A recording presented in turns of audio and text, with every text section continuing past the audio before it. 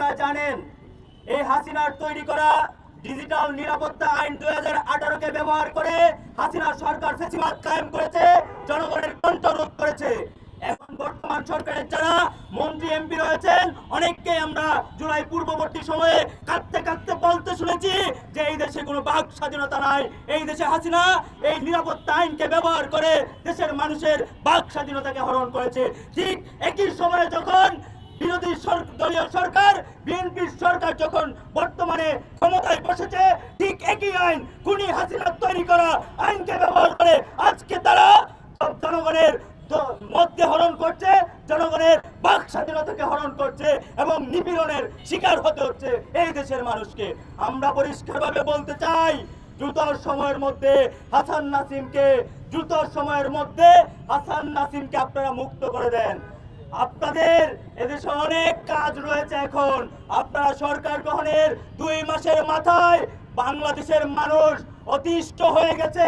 জ্বালানি সংকট, দ্রব্যমূল্যের ঊর্ধ্বগতি সহ নানান সংকটের মুখোমুখি বাংলাদেশের মানুষ রয়েছে। এই কাজ ছাড়াও হাসিনা হওয়ার যেই মিশনে আপনারা নেমেছেন, সেই মিশন ছাড়াও আপনাদের এই দেশের মানুষের জন্য অনেক কাজ রয়েছে। আপনারা দয়া করে সংসদে বসে সেই বিষয়গুলো নিয়ে আলাপ করেন, সেই বিষয়গুলো নিয়ে কাজ করেন। আপনাদের অনেক সেক্টরের যারা দায়িত্বশীল রয়েছে অনেকে ইতিমধ্যে ফেল। হাসিনা হওয়ার মিশনে নামার সময় এখনই আপনাদের হয় নাই। আমরা জাতীয় ছাত্র শক্তি পরিষ্কারভাবে একটা কথা বলতে চাই, আপনারা যদি হাসিনা হয়ে উঠতে চান, আপনাদেরকে আমরা হাসিনা হয়ে উঠতে দিব না। রাজপথে আমরা জুলাই অভ্যুত্থানে যেমন পুলিশের বুলেটের সামনে বুক চিতিয়ে দাঁড়িয়ে আপনাদেরকে আজকে ক্ষমতার মস্তদে বসিয়েছি, ঠিক একইভাবে আবার যদি আপনারা হাসিনা হয়ে উঠতে চান, আপনাদেরকেও রুখে দেওয়া হবে। রাজপথে আমরা ছিলাম, রাজপথে আছি, আপনাদের বিরুদ্ধে প্রয়োজনে আমরা আবারও রাজপথে রক্ত দিব। সর্বোপরি একটা কথা বলতে চাই, দ্রুত সময়ের মধ্যে হাসান